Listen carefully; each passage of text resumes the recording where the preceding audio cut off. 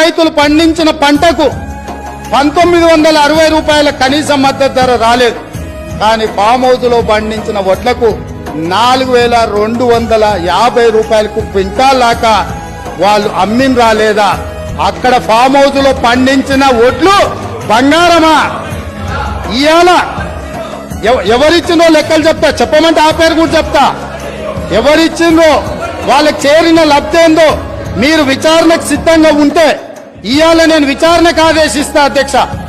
మీరు farm house లో పండించిన వడ్లు 4250 రూపాయలకు ప్రైవేటు కంపెనీల మెడ మీద కత్తి పెట్టి మీరు మీ వడ్లు తౌడులాగా పండించిన వడ్లకేమో 4250 రూపాయలు గిట్టుబాటు ధరిస్తారా?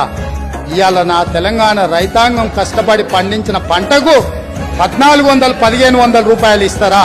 ఇదేనా మీరు రైతులకు